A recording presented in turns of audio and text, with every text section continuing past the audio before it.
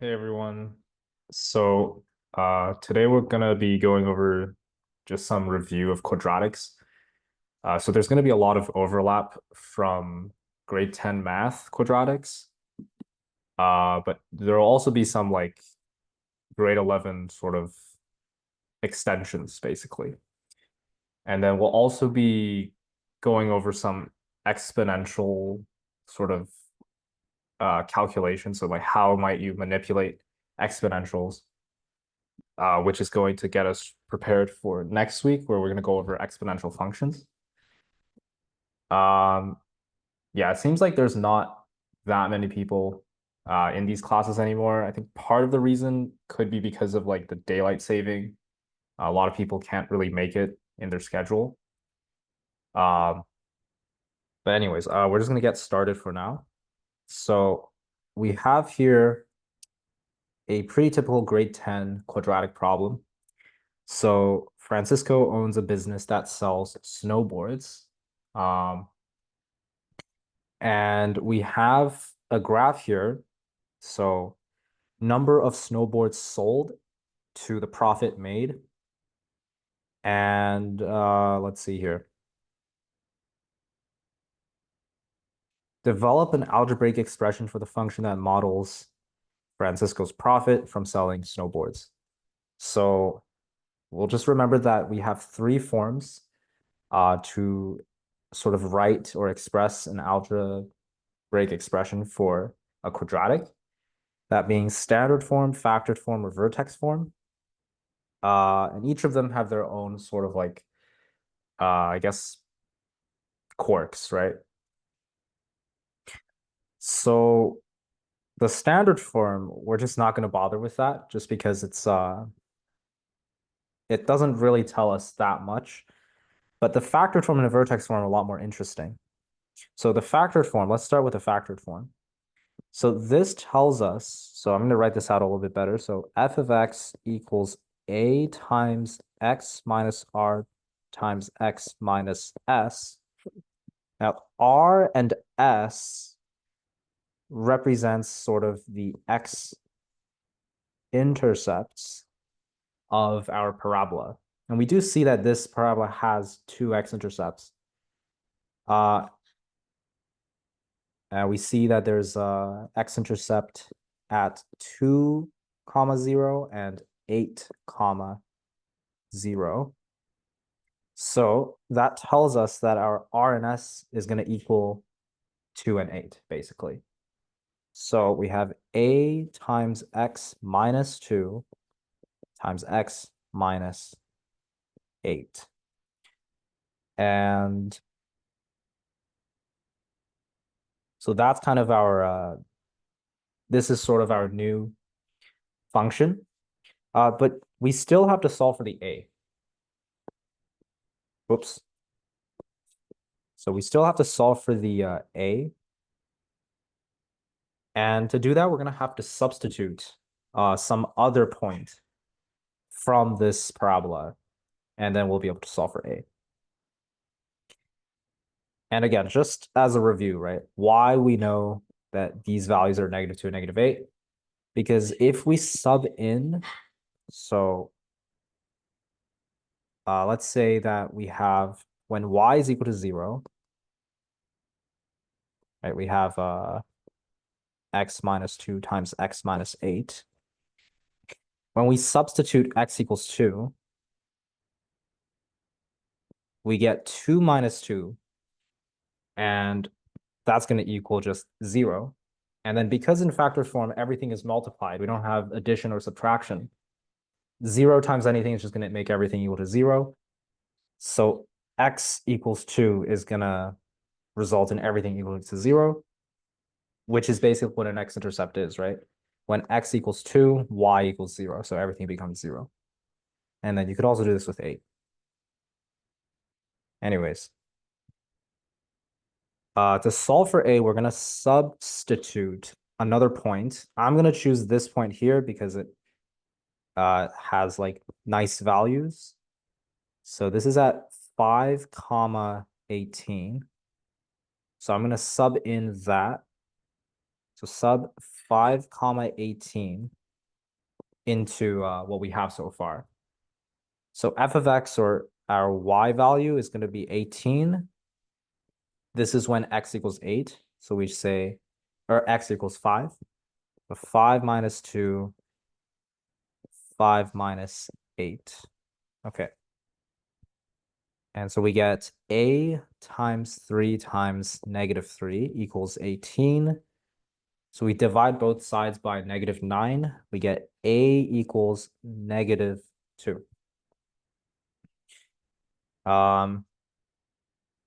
So then we can just complete our final equation by saying f of x. You can add a therefore. So therefore, f of x equals -2 times x minus 2 times x minus 8. So then this is sort of our final equation, basically. So then that would be our algebraic expression for the function that models Francisco's profit to number of snowboards sold. So this is in factored form, but we could also do this using vertex form. That's the second one here. The vertex form, its sort of quirk is that its h and k value gives us the information of where the vertex is. So h comma k is the vertex. So I'm gonna write this down here. So again, vertex form, its general form is f of x equals a times x minus h squared plus k, where h comma k is the vertex. That being the maximum, the highest or lowest point. Now, in this case, it's going to be the highest point. So that's the first step we're going to do. We're going to find the location of the vertex. That's actually the same point here, 5 comma 18. So we know that h equals 5 and k equals 8. So we can substitute that.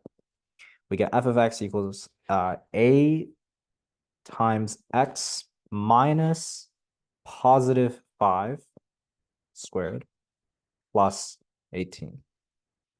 So even though h is positive, don't you love it when you sell negative amounts? Yeah.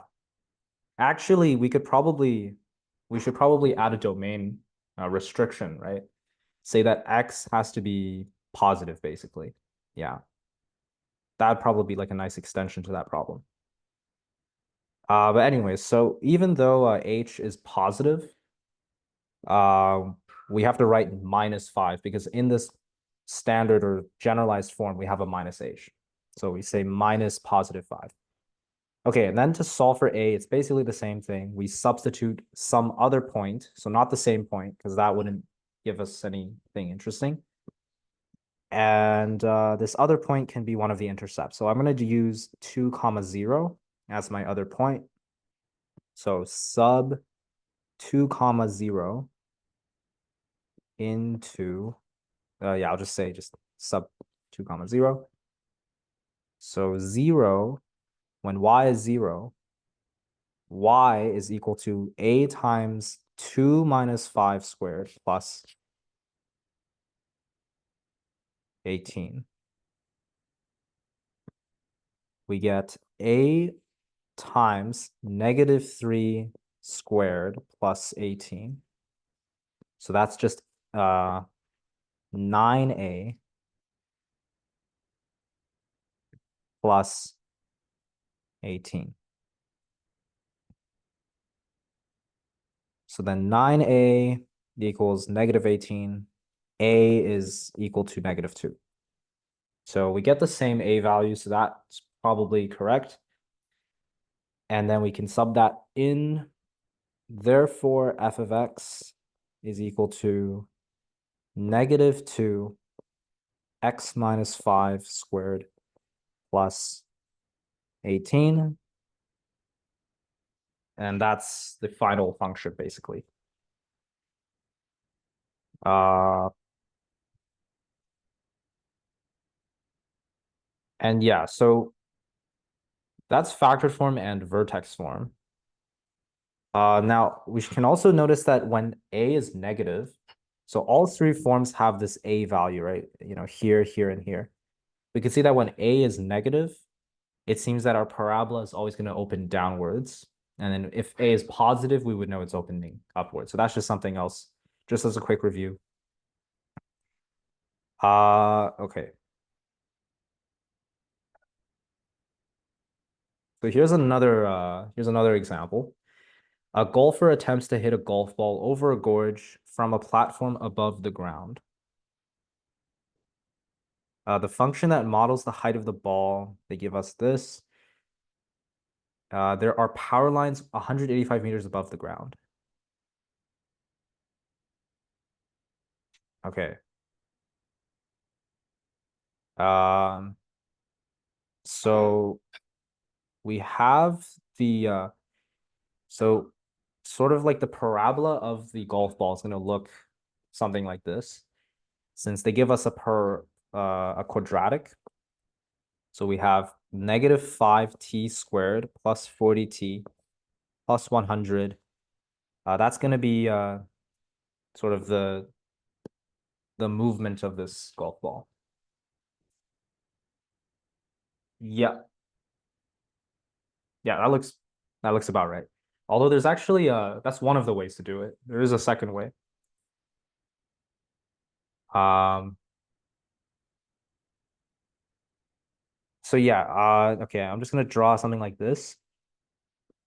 So there's some sort of a power line, right? Let's say this is the power line. It's 185 meters above the ground. The question is basically, will the golf ball basically, will the vertex of the golf ball, like the maximum of the golf ball, be greater than or lower than 185? So really, we have to take a look at the y position. If the y position is greater than 185, then it works. It goes over. If it's lower, then it will hit the power lines. Um, so then, yeah, there are two ways to find the y position. Um, I'll try and draw this nicely here. So, the vertex, the first way that comes to mind, at least for me, is to use vertex form, right? Because we want to know the y position of the vertex. So if we just manipulate this standard form, quadratic, into vertex form, we would be able to find the y value of the vertex. And if you remember, there's a technique to do this. It's called completing the square. So the first step is to factor out the coefficient of the t squared term. So we factor out negative 5. So we get negative 5 times t squared minus 8t minus 20. Or no, we can keep the 100 actually. So plus 100. And then the idea is we want to add some value, right? We want to turn this t squared minus 8t. We want to add a constant so that this entire thing becomes what we call a perfect square trinomial. So basically, we can square it. Right, we can take the square root of it basically, right? And so the way we do that is we take the coefficient of the t term, right? Negative 8, we divide by 2, and then we square it, and this gets us 16. And 16 is going to be the c term. It's going to be the constant that we want to add to the end of this, basically. So I'll just write it out here.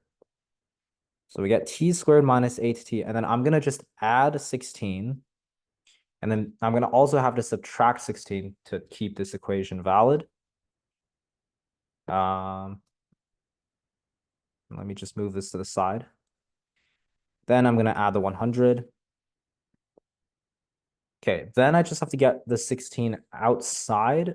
So we have negative 5 times t squared minus 8t plus 16, and then plus negative 16 times negative 5, which I think is 80, and then plus 100. So this is sort of what we wanted, the perfect square trinomial. So this we can take the square root of. We can express it as t minus 4 squared, and then plus 180. And so then this is sort of our final equation. This is the vertex form, basically. So we went from standard form to vertex form. We see that h comma k, the vertex is at 4 comma 180. And so the y position, right, that's the same y position over here. So we can actually, we know that the vertex is going to be 4 comma 180. Now 180 is less than 185, so this is actually going to go, it's going to go below the height of the power line. So yes, the golf ball will hit the power lines. Yeah, so this is one way to do it through completing the square. But there is another way, and this is the way that I see here in the chat. So the second way would be, I'm going to just draw another diagram here. This is the vertex, x comma y, or h comma k. I'll just use x comma y. Have the height. Now let's just imagine that these are our x-intercepts. Now the vertex is always going to be right in the middle between the x-intercepts, right? For any parabola, this is going to be the case. Well, unless you have a parabola that doesn't have x-intercepts. But in this case, we're going to assume there are x-intercepts. And the idea is if this was at x1, and this is at x2, this is going to be right in the middle. So you can take the average, right? x1 plus x2 divided by 2. And this is going to be the x position. So that's the whole idea. So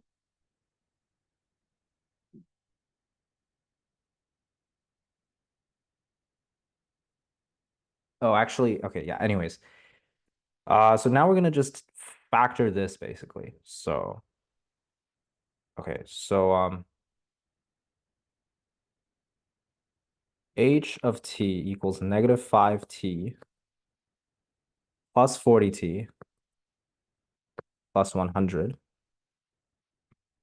Again, we can factor out the negative 5 just to make things a little bit easier. And then we just have to factor this. So let's see here. 4 and 5. Oh, that's not going to work. Okay, so 2 and 10 is going to work. So we have 2 minus, or t minus 10 times t plus 2. So negative 10 plus 2 is negative 8. Negative 10 times 2 is negative 20. So we see that our R and S values, right? We have x-intercepts at when t is 10. So we have 10 comma 0. And we have negative 2 comma 0, right? When t is equal to negative 2, everything becomes 0. So the y becomes 0. So these are two x1 and x2. So I'm going to replace that. We have x1 is negative 2, right? And x2 is 10. The average, the average is going to be negative 2 plus 10 divided by 2, which is equal to 4. Which means the vertex is also going to be at x equals 4. Um, so knowing this, we can then go back to the original sort of equation. We can substitute the x value or the t value, right? In this case. So we substitute t equals 4 here and here. And then that we can solve for the height. So h of 4 is equal to -5 times 4 is -20 plus 160 plus 100. Oh, that's kind of strange. 160, 140.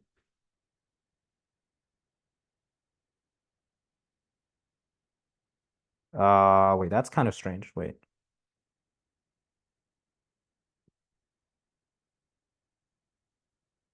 T equals 4. Um, Wait, this should get 180. For some reason, it's not.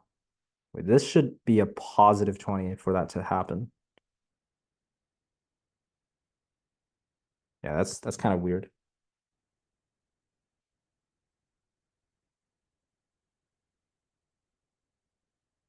4. 4 times -5. Oh, -5t squared. Okay, wait, this should be a squared. Let's see here. -5 times 4 squared. Although that would still not really get, okay, well, we'll just see. So -5, 4 squared. So -5 times 16 plus 40 plus 160 plus 100. So that's actually going to be, okay, I think, yeah, this works now. Okay. Okay, so we have h of t is equal to, uh, so this becomes a -80, right? -80 plus 160, that's just 80. Okay, we get 180. There we go. Okay, so we can see that the height is again going to be 180, which is what we got in the first method. So 180 is going to be less than 185. That's the height of the power line. And so, yeah, again, same answer. Yes, the golf ball is going to hit the power line. So I guess, yeah, this is just more so just a review of completing the square. And then this also a way of using the x-intercepts. All right. Okay, now for something new. So the inverse of a quadratic function. So given the graph of f of x equals x squared, so this is x squared is the simplest form of the quadratic function. It's the parent function. Now I'm just gonna, before I do anything, I'm just gonna graph that really quickly. So the quadratic function's parent function looks like this. Just gonna do this really quickly.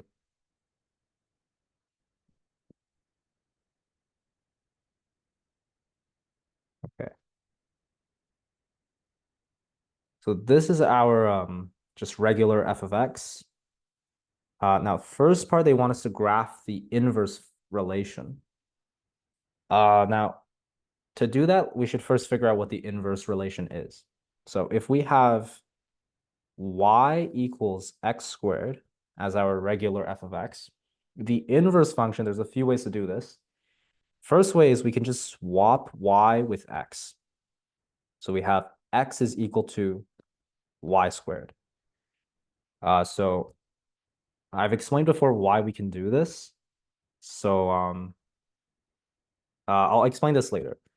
But then if we rearrange, we solve for, we isolate for y, we get y is equal to the square root of x, but more specifically, the positive or negative square root of x. So this is going to be our inverse relation, not function, because we don't know if it's a function just yet. Now, there is another way to get this. Again, this is kind of review from inverse functions. Another way is to think of it as reversing the operations. If we have f of x equals x squared, You can think of it as input.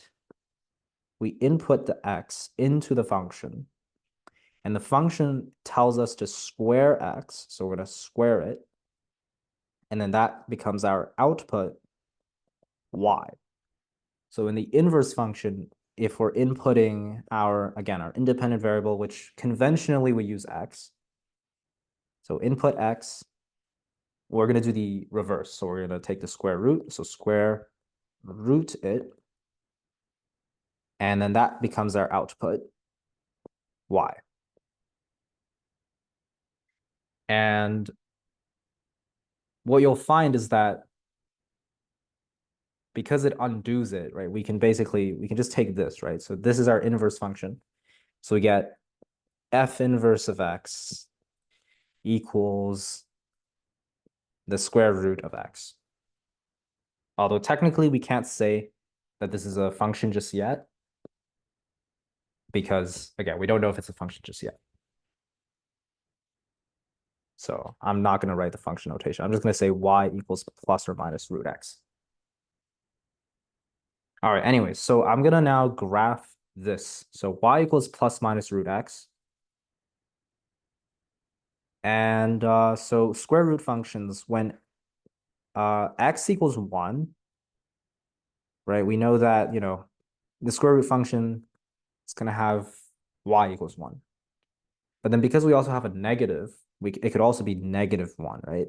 So the square root of 1 could be positive or -1. 0 is just 0. Okay, and then the square root of 4 could be +2 or -2. And then the square root of 9 could be +3 or -3. So now if I connect the lines, the dots, we kind of see something that looks like a sideways parabola. And if I draw a line through the middle like this is the line y equals x. Yeah. If I draw this y equals x line, you can see that if you just tilt your head a little bit, it kind of looks like, yeah, it is basically like a line of symmetry. And this, again, if you remember, was another sort of property of inverse functions, right? Or inverse relations, where there's a line of symmetry at y equals x. Now, this also explains why I was able to sort of swap x and y together in this first way I did it, because you can see that if I just take this point here, right? This point right over here, this point is at 2, 4. Now, if I take a look at this point, which across the line of symmetry, it kind of looks like it's reflection, right? It's at the coordinates 4, 2. So you can kind of see that the x and y positions kind of swapped, right? And this is the case with every single point. So basically, that's kind of the reason why I was able to just swap x and y. All right, so we've graphed it. So that's the first part done. Next, we have to state the domain and range of f of x and then also the inverse relation. So with f of x, okay, so f of x, we have the domain is going to be x is real because all of the points are connected by a line. So x is real, and actually that's pretty much it. Right? It can go horizontally as far as it likes. Then for the range, we have y is real, but there's a restriction that y must be greater than or equal to 0. Which, if you think about it, makes sense, right? When you have y equals x squared, right? Now I'll just write this down, right? This is f of x equals x squared. It's impossible to have a negative number for all values of like real values. So it makes sense why y has to be greater than or equal to 0. For the inverse function, or inverse relation, I should say, y equals plus or minus root x. The domain, I'll use a different color here.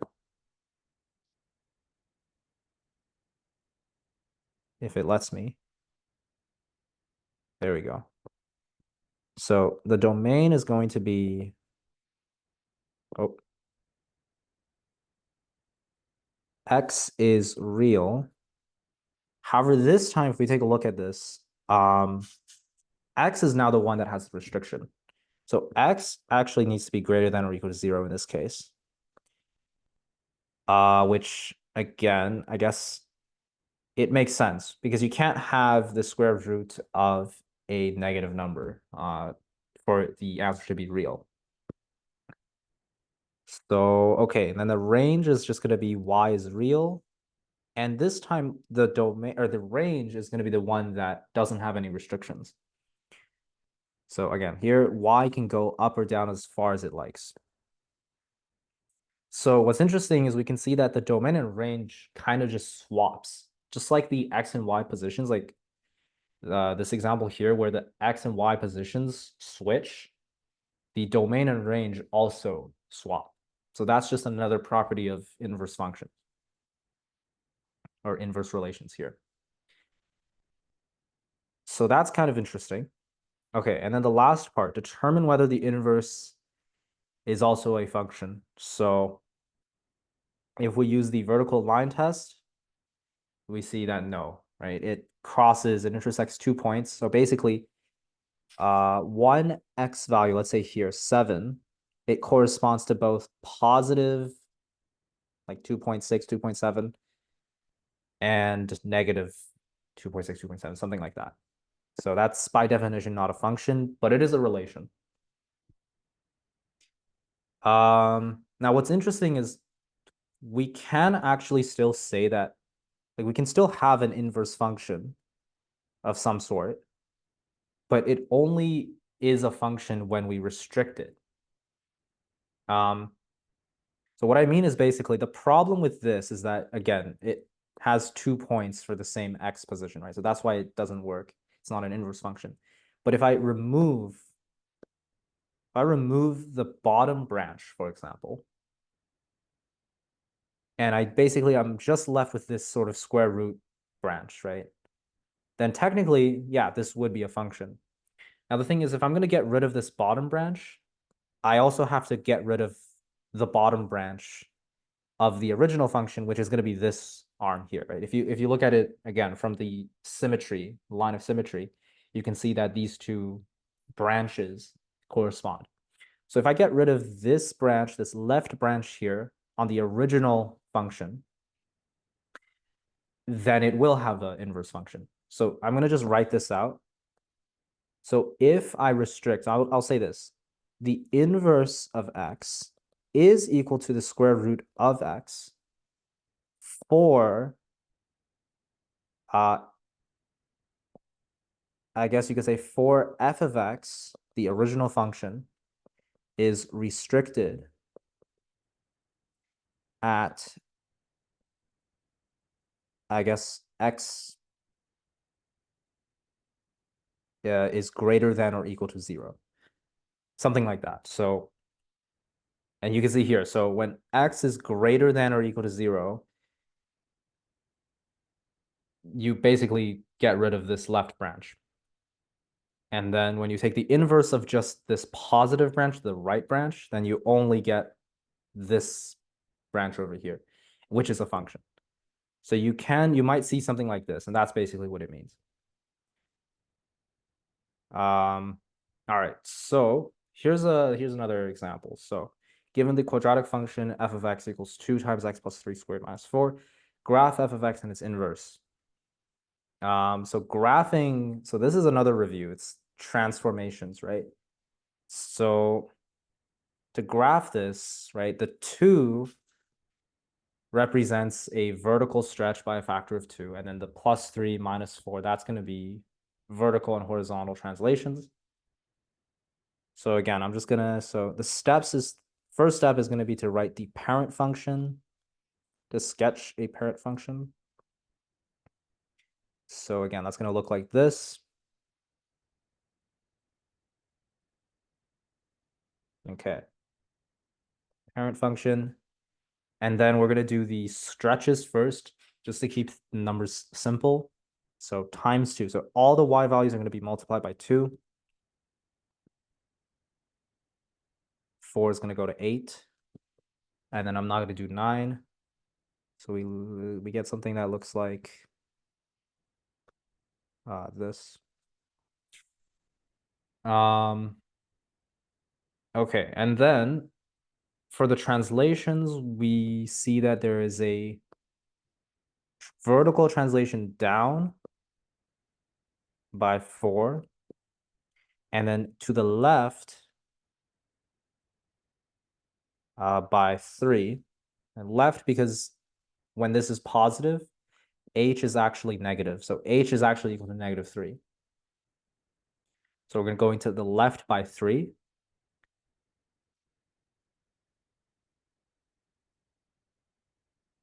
So 1, 2, 3. And wait, and then we go down by 4. So 1, 2, 3, 4. Okay, and then 1, 2, 3, 1, 2, 3, 4. This is going to go here. And then 1, 2, 3, 1, or no, 1, 2, 3, 1, 2, 3, 4. It's going to go here. And then this is probably going to go here.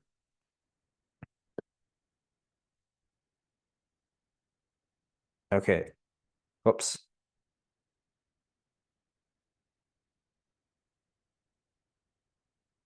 So it's going to look something like this.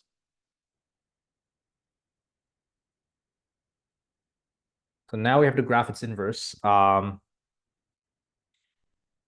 There are a few ways to do this. Actually, the inverse is not going to be as difficult because again, we can take the position of every single dot here. So this is at -3.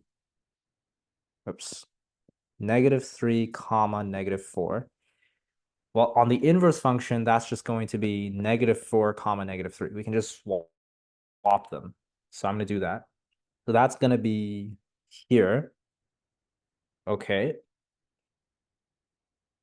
And then I just do this with every single point. So this is at, what is this at? This is at -4 comma -2.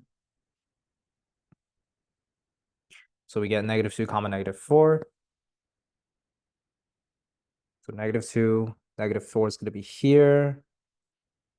And then I'm just going to say that this is going to be the other point. I guess we could check. Let's see, yeah, this is -2 comma -2, which if you flip it is just the same thing. So yeah, it's the same point. Okay, 2 more points. We have -5 comma 4, 4 comma -5. So that's here. And then here, just because I know the shape of the parabola is going to look like this. So now just have to trace it. Okay, something like that. Okay, so we see that this red parabola is going to be the inverse. And if you want to just check it, you can again just imagine a line of symmetry through the middle. And if it looks like it's cutting through it in half, then you're probably correct.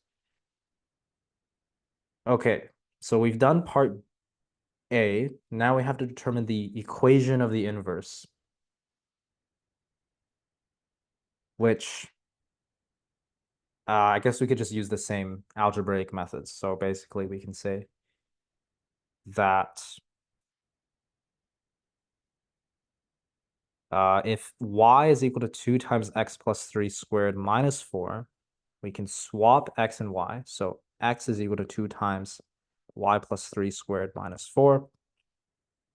So x minus 4 divided by 2. So I'm just, oh wait, no, that's x plus 4. X plus 4 divided by 2. So I'm reversing this, or I guess I'm just isolating it, but add 4, divide by 2, and then I'm going to take the square root, and this is equal to y plus 3. So finally, the last step, y is equal to, Oh, this is plus minus. So finally, we get -3 plus or minus the square root of x plus 4 over 2. This is our equation of the inverse. Yeah.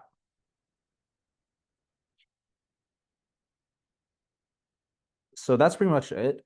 It's kind of involved because you have to do translations, transformations, but getting the inverse isn't too bad because you just have to switch the x and y's.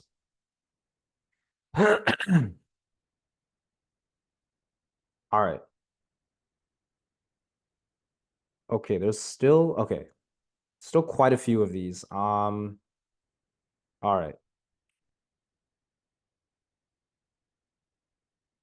Let me just take a look at this one here. So whether or not we actually need. So this is basically just the same sort of example. It's pretty repetitive. Except we don't have to graph. So I think I'll do this one as well because you don't have to graph to solve these questions. So again, we are given another equation, h of t equals -5t squared plus 10t plus 35. Height of the ball over time. They want us to write h of t in vertex form. Determine the domain of range and domain and range, and then get the inverse. So part C, they want us to get the inverse because before it was height in terms of time. Now it's time in terms of height. And yeah, this is it's pretty repetitive, but I guess we will just try and do this quickly. So we have to complete the square to turn it into vertex form. We have t squared minus 2t plus 35 outside the brackets. So to determine the c value that we want to turn it into a perfect square trinomial, again, we have to take the -2 coefficient, divide it by 2, square it. Oh, and we just get 1. Okay, so then c equals 1. Then we have to subtract 1 to ensure that the equation is still valid. Add 35. We get, oh wait, t squared minus 2t plus 1 plus 5. So I'm taking the -1, multiplying by -5 to get it outside the brackets, plus 35. We factor, we get t minus 1 squared plus 40. So that is vertex form. Okay, then they want me to determine the domain and range. Yeah, so because this is in vertex form, we know the maximum or minimum. In this case, because we see that a is negative, the parabola is going to open downwards. So we know this is going to be a maximum. And we know that for the domain where x is real, there is not going to be a restriction, right? Because it can open out as far as it likes. So no restriction. The range is going to be, it's going to have a restriction where y has to be greater, no, less than or equal to. And then this is where the vertex form comes in because we know the k value, right? K is going to be, let me just write this out. It's going to be 1 comma 40, hopefully, yeah. So this is going to be 1 comma 40. And then we know that everything has to be below the vertex since vertex is the highest, the maximum. So y has to be less than or equal to 40. So that's why they made us get the vertex form in the first place. All right, so this is pretty standard. This is mostly just grade 10 review. Then part C is where sort of the new grade 11 stuff comes in. So now they want us to get the inverse, right? Time in terms of height. Before it was height in terms of time. Now it's time in terms of height. So that's the inverse. And again, what we can just do is we can take our vertex form. I'm going to just box this. Take the vertex form. Okay, so we get T of H equals, actually, I'm not going to write it like that. I'm just going to say T time is equal to, okay, I'll have to do something like this. So H is equal to -5 times T minus 1 squared plus 40. We can swap H and T, right? So T is equal to -5 H minus 1 squared plus 40. Solve for H. We get T minus 40 divided by -5, which I'm just going to simplify before I do anything. So I'm going to turn the -5 into a +5 by multiplying it by -1. Then I'll have to multiply the top by -1. So the T minus 40 becomes 40 minus T. So I'm just going to do that because I don't like negatives in the denominator or like anything like that. All right, so then we take the square root and we get H minus 1. This is getting kind of cramped for space. All right, so then we get H is equal to 1 plus or minus the square root of 40 minus T over 5. So this is the model that describes time in terms of the height. So now they ask us what the domain and range is. And you could graph it, right? So this is the key part of this question.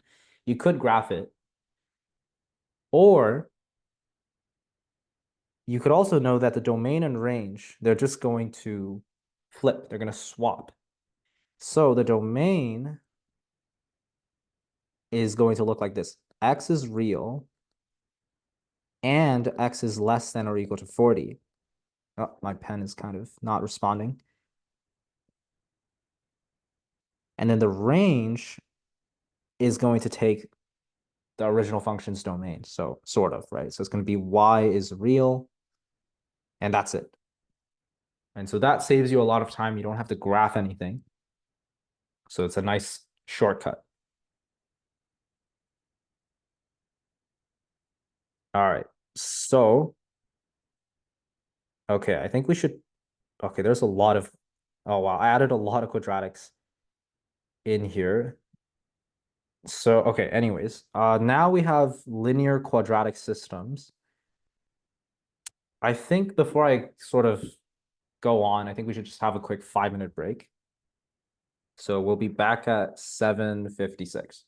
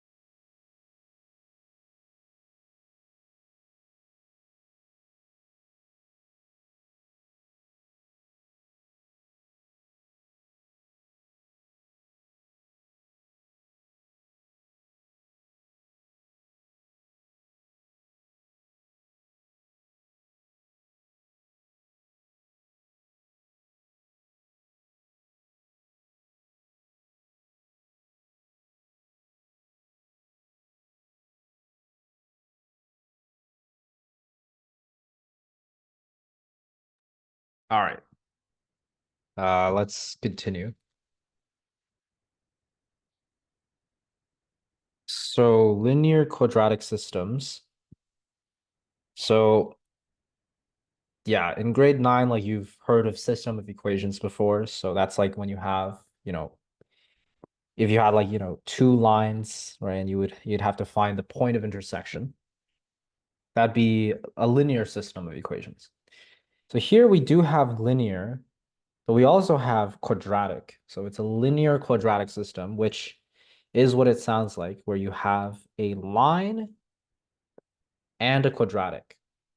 And then you will have to find sort of the two possible intersections. But you'll also remember with, again, going back to grade 9, in system of equations, linear equations, you could have two parallel lines, and then that resulted in 0 point of intersections, right? And that was when the slope of the two lines were the same, but then they had a different y-intercept. And then, of course, you could also have infinite points of intersection, but that's not going to really happen here. So there is also I guess another two sort of scenarios. So here we had 2 points of intersections. There is another sort of scenario. I don't know why my pen is it's always flickering. Okay, let me try to draw something something like this. And the line is sort of just barely touching the quadratic. And we call this sort of like its tangent to the quadratic. So that's the specific word we would use. And you can see here that there's only 1 point of intersection. So this is also possible. And then there's the third possibility, that there is just no point of intersection. Something like this. All right, I kind of just used up all the space here. Let me just, I don't know, move this to the side. Okay, no, there's not gonna be space. I'm just gonna erase. So basically, yeah, there's just 3 main ways. There's either 2, 1, or 0. All right, so here they give us the 2 equations. One of them is the parabola, the other is the line. All right. Now, again, they want the points of intersection. And if you remember, what this means is basically that for some x comma y coordinate, if you put this into both of these, you will get the same y value basically. So one value of x gets you the same y value.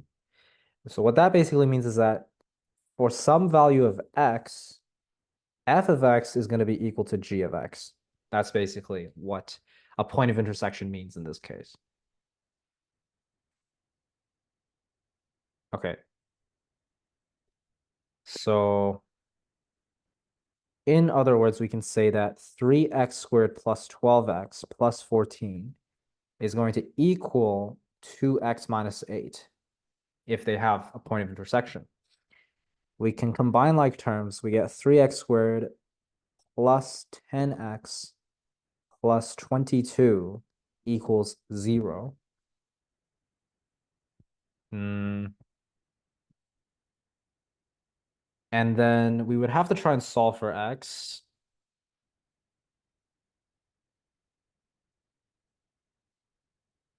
Now, okay, they actually don't want the actual values of x. So they don't want you to solve for x. They just want the number.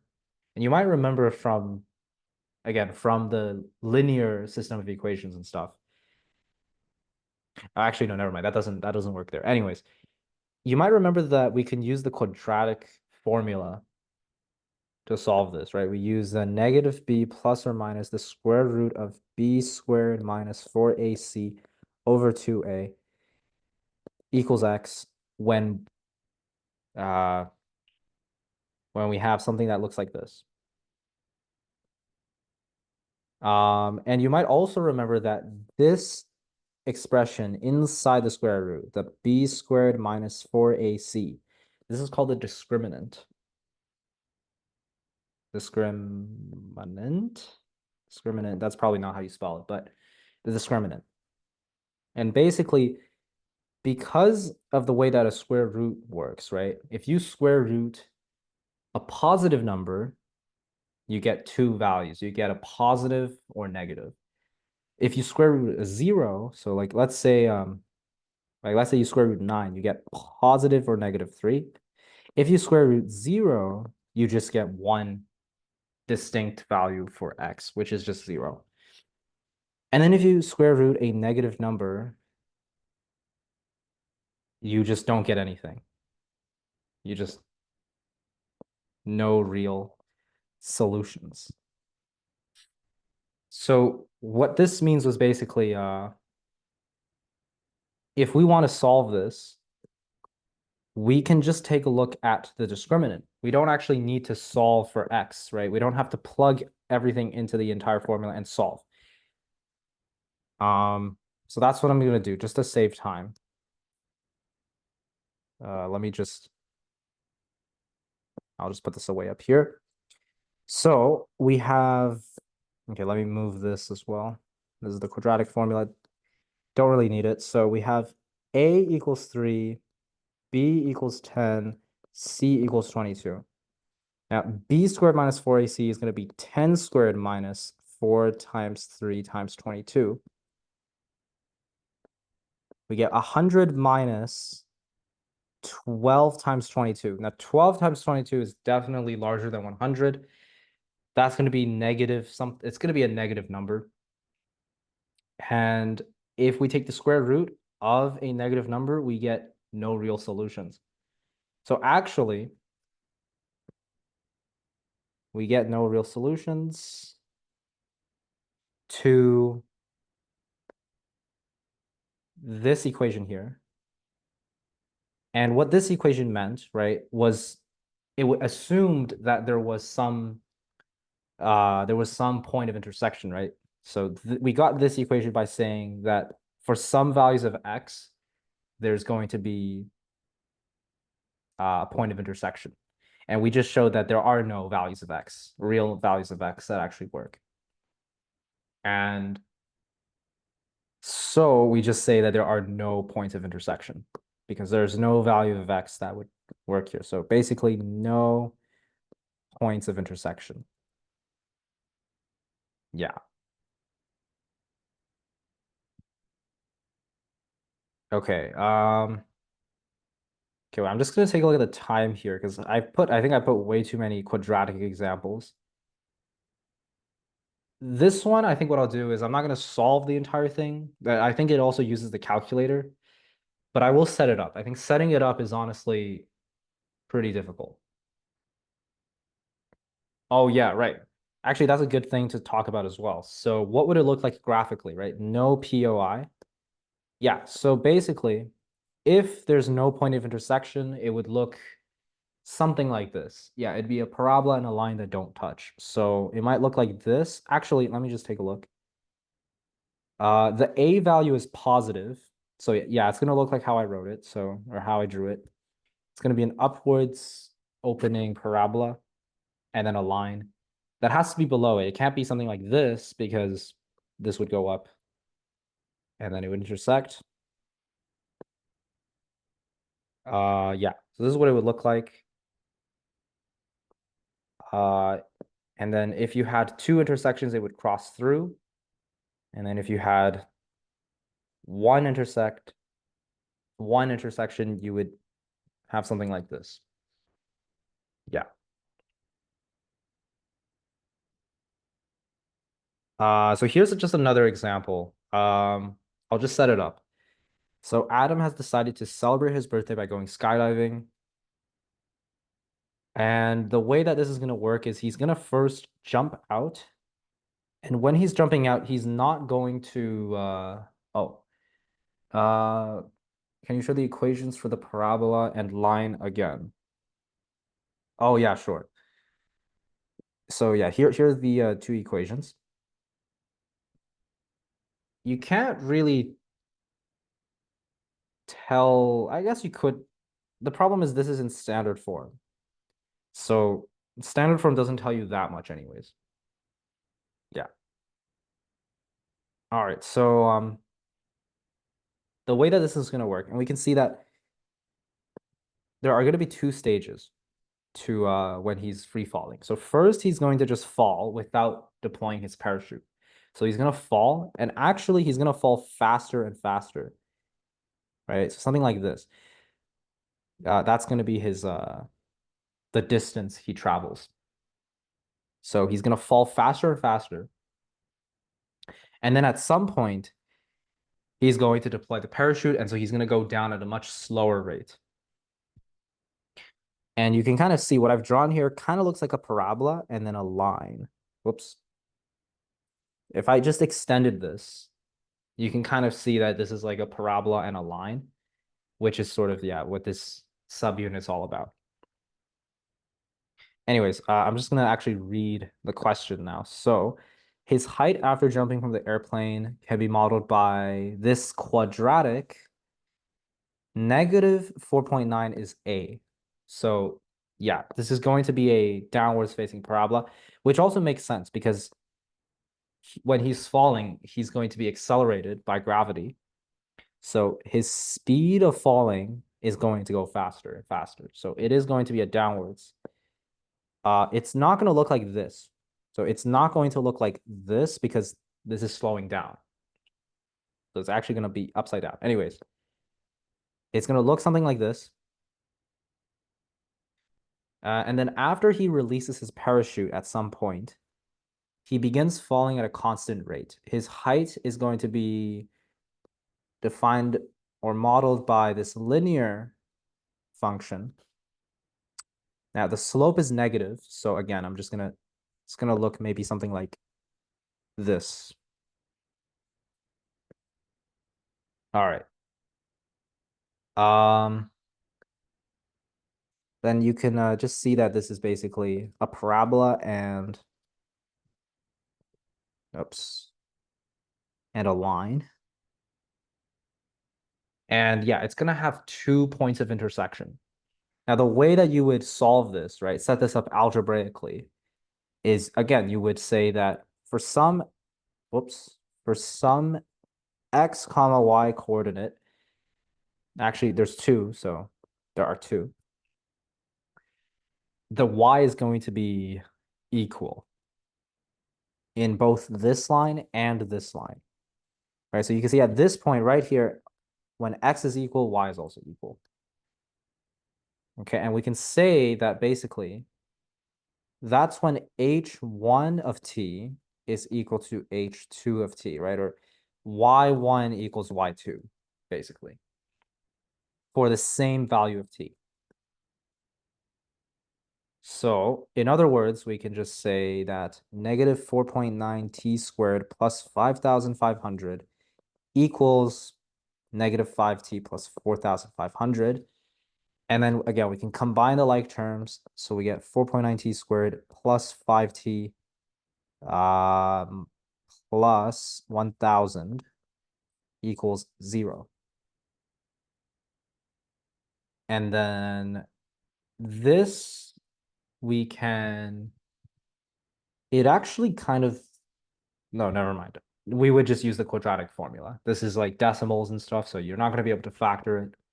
Completing the square is not going to happen as well by hand. So you would just use the quadratic formula. And then what you will find is that the discriminant, the part that's under the square root, that's going to be positive because we know already from our drawing that there's going to be two x values. So we know for sure there's going to be positive. And then, yeah, you'll find two values. Now, what's interesting is that you'll find two values, but Adam is only going to release his parachute at one point. Like he's not going to go backwards, right? Like he's falling. If this is the plane, he's falling here. He's not also falling here. Uh, yeah.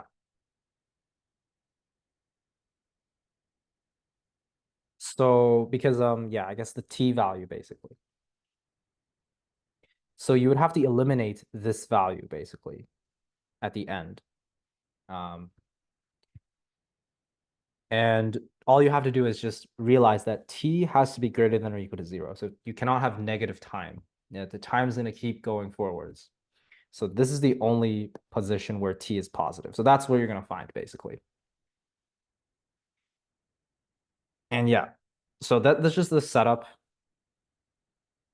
Okay, and then is this the last one for quadratics? Yes. So this is like a thinking question. So a quadratic function is defined by f of x equals, right? And then we have this. And then we have a linear function. So far it looks like all the problems we just did, except that they don't give you the slope here. And then they ask, what is the value of the slope of the line that would make it tangent to the parabola? So this is what I was talking about earlier. If we have a parabola and then the line is tangent to the parabola, that looks like this. Well, then we have one point of intersection. And then, of course, with one point of intersection, we know that the discriminant b squared minus 4ac is going to have to be equal to 0 because the square root of 0 only produces one value, basically. And so we would actually do the same thing. So we would do, 3x squared plus 4x minus 2 has to equal g of x, which is mx minus 5. So this is the same steps. Then we have to combine the like terms, which you'll see that it's 4x minus mx, and then we have plus 3. This is the part that's kind of weird. All we have to do is just factor out the x. So we get 4 minus m times x, right, plus 3, which is equal to 0. So far, basically the same thing. And then the key thing we have to do is we know that a equals 3, b equals 4 minus m, and then c equals 3. Now, the discriminant has to be equal to 0. So we say that b squared minus 4ac equals 0. So 4 minus m squared minus 4 times 9, 36, must equal 0. So 4 minus m is equal to, no, that's not a nice number to divide. Okay. The square root of 36. We can simplify this and say that's the square root of 4 times 9. So we can take out a 2 and a 3. So we get 6. So 2 times 3 is 6 times root 6. So we get m is equal to 4 minus 6 root 6. Hopefully I did that correctly. So you'll get something like this, which is honestly, yeah, that's kind of complicated. It also says what values, right? Because this could be a positive or negative, yeah. So I also forgot, you can also make this positive or negative. So the answer is actually going to be positive or negative. Oh, wait, no, no, no. No, wait, no, no, no. I take that back. So no, no, no. It is just going to be one value. Wait, I actually have to think about this. Uh, would there be one value? There might actually be two values. Um, what values? Usually if they add an S here, it usually means that there are actually like at least two values, which is why I'm kind of worried.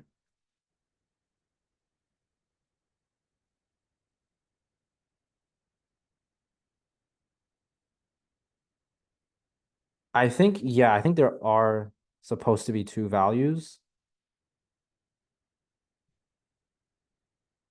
Because even though there's one solution, you can have two different lines. Can you tell if there's going to be one or two values by just looking at the equations? Um, I would say it's pretty tricky because the standard form doesn't tell you a lot of information, right? It just tells you whether it opens up or down. And then the line, you could maybe imagine a line. You can think it's -5 and then it has some slope. But I personally, I don't think it'd be very hard, I think. You'd have to still do some calculations. Yeah. And then this question, they don't give you the slope, so you actually have to solve it. Yeah, this is an interesting thinking question.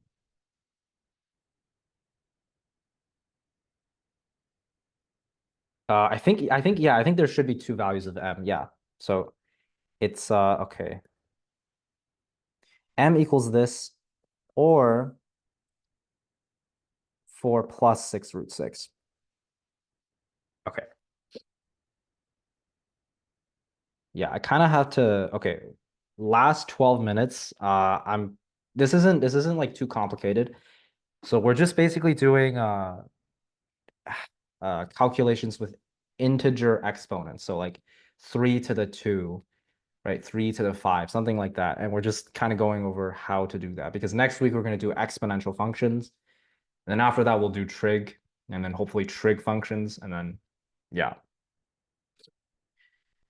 Um, so specifically negative exponents, right? So how does that work? You might already know that the rule is just you just take the reciprocal. So 5 to the -3 is going to be just equal to 1 over 5 to the 3. Now, why is this the case? You can kind of quickly see why this is the case. With exponents, you might remember the rule that like if you had like 5 to the 5, or like, okay, no, like 5 to the 3 divided by 5 to the 2, you could just subtract 3 and 2, right? So you might remember this rule and you get 5 to the 1. And then the idea is basically, what if the bottom number, the bottom exponent was bigger than the top exponent? So like what if you had divided by 5 over 4? Well, then you would get 5 to the 3 minus 4, which is 5 to the -1. Now, 5 to the -1, you also know, instead of writing it, oh, my pen is, it's flickering again. You can also write this as the top becomes a 1, and at the bottom, you're left with just the 5 to the 1, right? So if you look at it like this, right, you cancel this, and you sort of cancel that and turn that into a 1.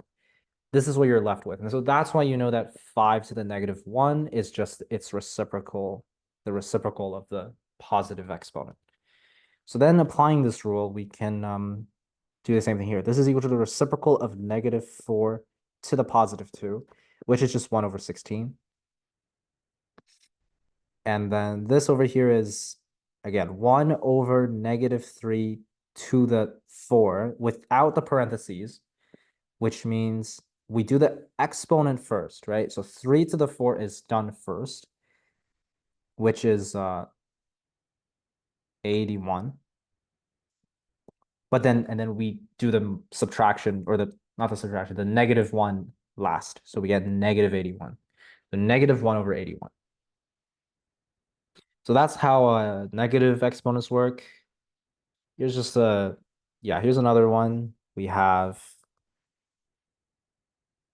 1 over 2 over 3 to the 3.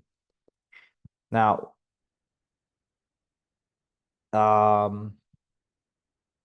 you might remember that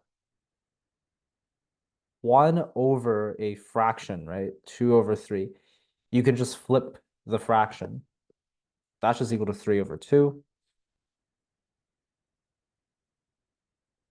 So you can actually just write this as 3 over 2 cubed. Um, yeah.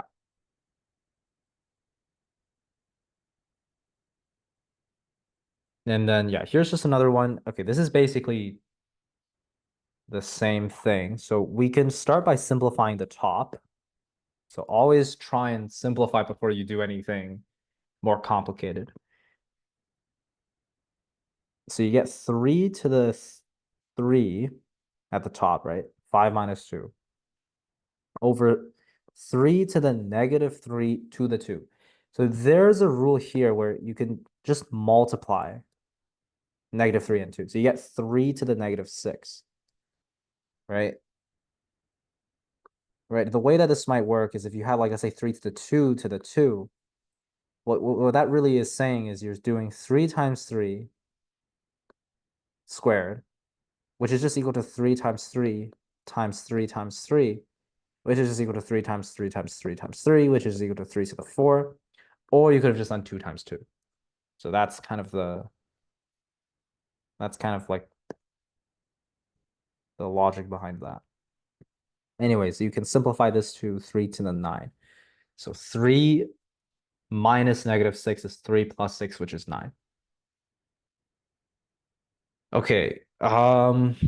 So without using our calculator, write the given numbers in order from least to greatest. Okay. So with let's just imagine, okay, if these were not negative, I think it would be pretty easy, right? If these were positive, like 0.1 to the 1, 4 to the 1, 5 to the 2, 10 to the 1, 3 to the 2, 2 to the 3, like you would know that, like, 5 to the 2 is just 25, 4 to the 1 is just 1, 0.1 to the 1 is just 0.1. 10 to the 1 is 10, 3 to the 2 is 9, 2 to the 3 is 8. Very easy, you can just evaluate this.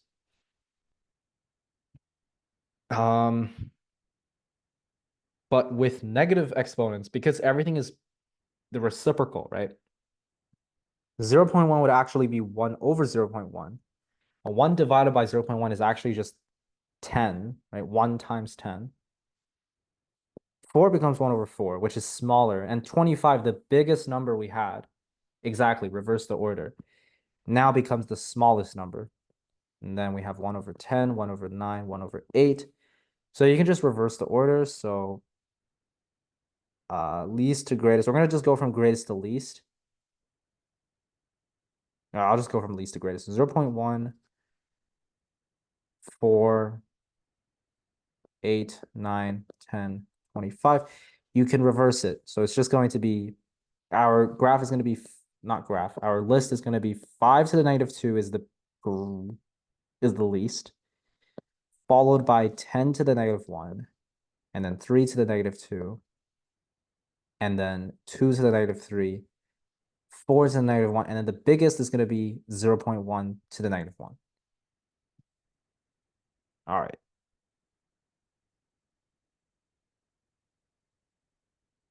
Okay. So then we have rational exponents. So now we can have fractional exponents.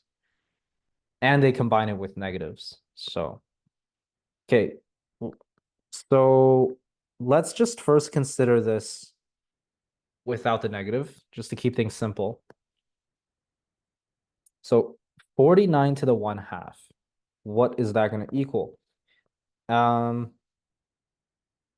again, you might know that a fractional exponent is really just the same thing as the square root. Now, why is this the case? So you can try and think of it like this. So you can say that, okay, the square root of 49, you can say that's equal to 49 to the n. And we don't know what this exponent is. Now we know, actually, we know it's 1/2, but let's say we don't know that.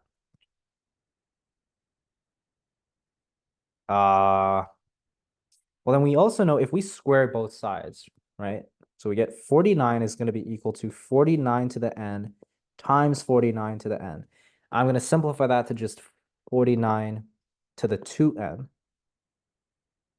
So 49 is equal to 49 to the 2n.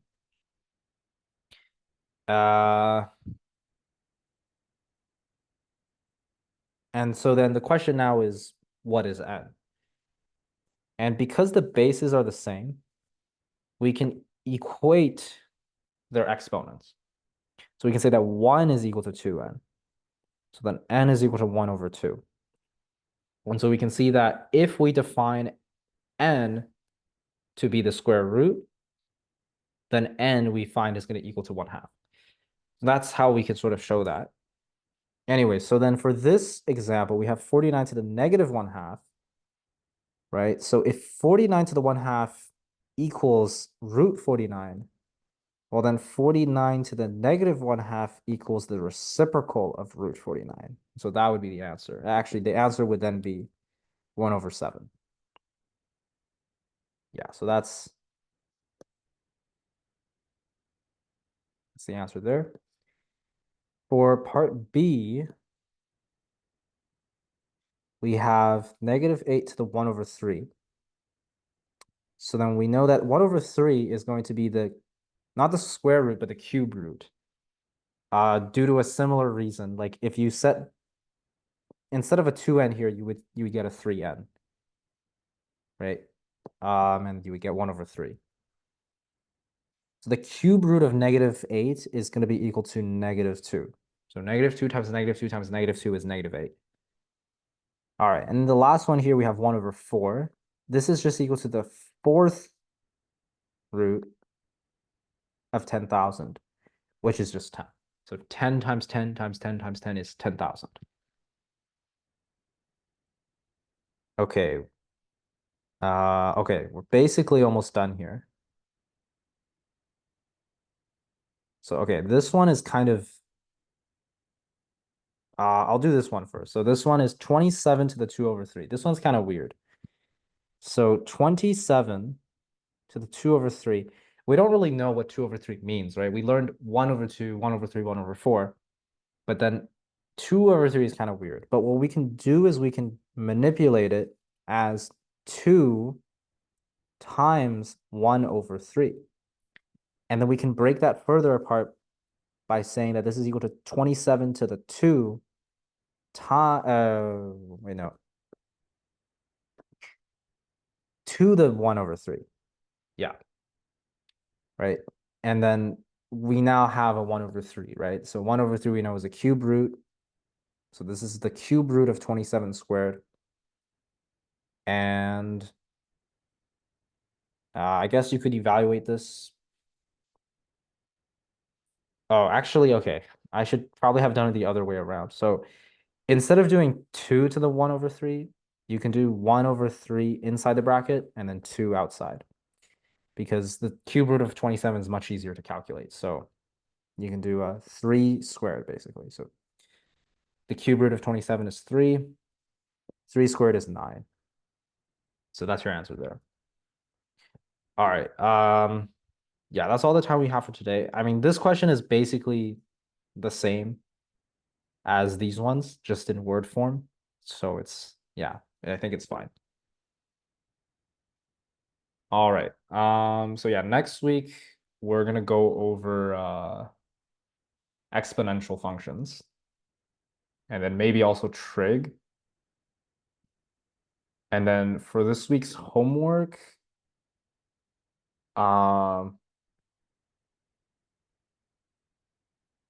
it's the website doesn't really have a specific unit, since I'm using another source to sort of make these lessons.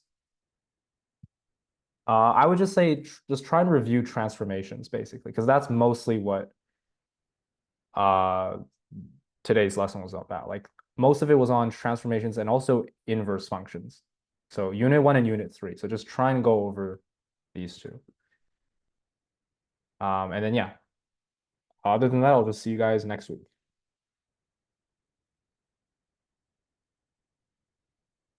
Yeah, no problem.